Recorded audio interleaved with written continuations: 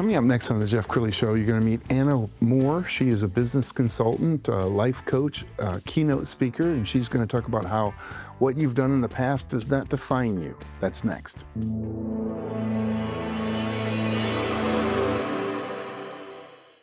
Many are predicting that the worst is yet to come, which is unfortunate, said one person here.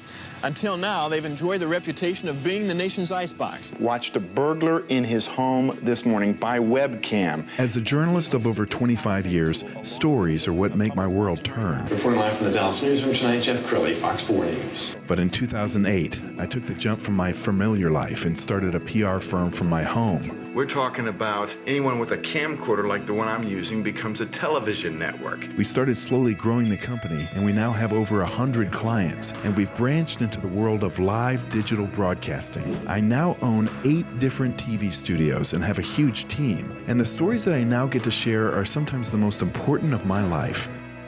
Life has a funny way of coming around full circle.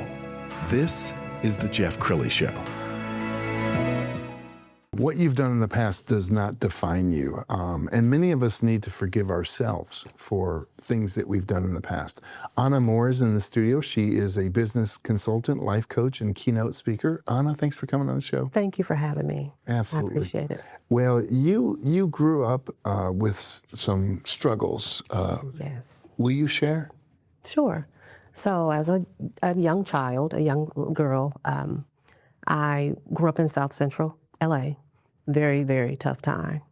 My mom was on drugs at the time and a party animal. So one of her guy friends had sexually assaulted me. So I am a sexual assault survivor. I would like to say survivor, not a victim. But I, due to what transpired, a life was taken at a young age, not trying to take the person's life, but as a result of what I did, the gentleman died. So, yeah. All right, so tell us what happened after that. Well, after that, I became a ward of the state of California, it's California Youth Authority, for 2 years throughout the court process. So I've never, I beat the case. I've never done prison time.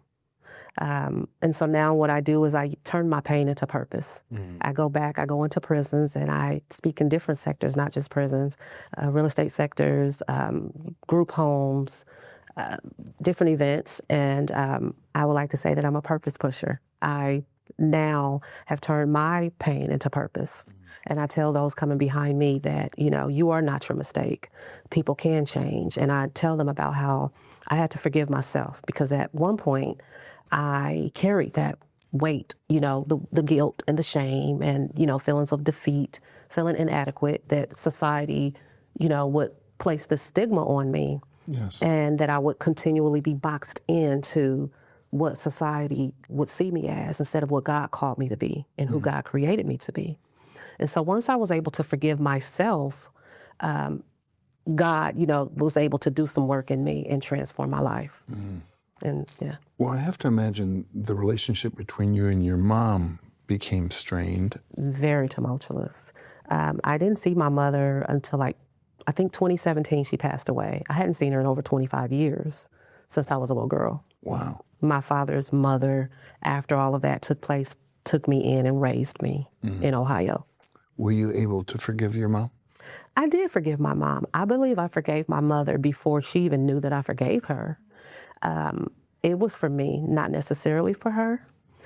For years, I waited for my mother to apologize to me, and she was never able, to conjure up an apology. We did get to some type of better place, but before she passed away, I went to her funeral. I spoke at her funeral, even kissed her forehead and put that closure on it. But I had already forgiven her. I had to. It was necessary. Yes. It was necessary for me to move forward in life, and I'm a mother, so yes. And you're writing a series of children's books. Yes. Do you want to tell us about that? Yes. So I have a 5-book children's series. The Storyline presents Jelly Bean Jane. The first book is Building. You know, it's a parent and child workbook. the child has the opportunity to connect the jelly beans and is creating a story, not even realizing that they're creating a story. And so what it does is it affords the parent the opportunity to see if the child had been touched or sexually assaulted. And so that's the first book, Creating the Story. The next one is, How Do You Feel? So the child, the parent is able to ask the child questions, and while they're doing the coloring activities, and they're expressing themselves through art on the page. Wow. Then the third book is Who Touched You? They talk about who touched you, but by way of art. Yes. Okay. And then You Can Tell Me is the fourth one. And after you tell me, we have this conversation, I also have a list of resources in the fifth. How the step-by-step, calling the police, taking your child to the doctor, getting a rape kit done, and things like that. So different resources as well. Yes. Well, I'm so proud of you for doing this because I don't think there's a lot of books out, children's books on this subject. Well, sexual assault. Yeah. We've got a graphic we're going to put on the screen. Why don't you tell us about this? So I am into nonprofit. I help people develop businesses, create their nonprofits, do everything, all the paperwork.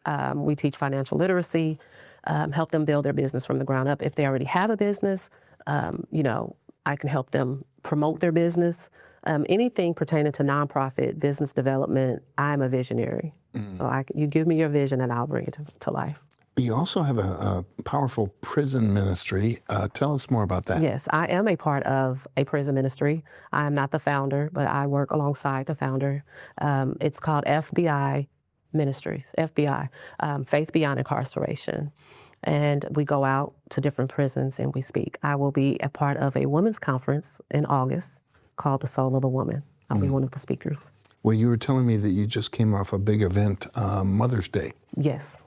Share with us. So Mother's Day weekend, I was able to go out to the Coleman unit with the same prison ministry, and we were able to pour into the women that have been incarcerated for various crimes. They had not seen their moms in years, some of them. So we were able to go out. We laid out the red carpet. We had food catered. We served them.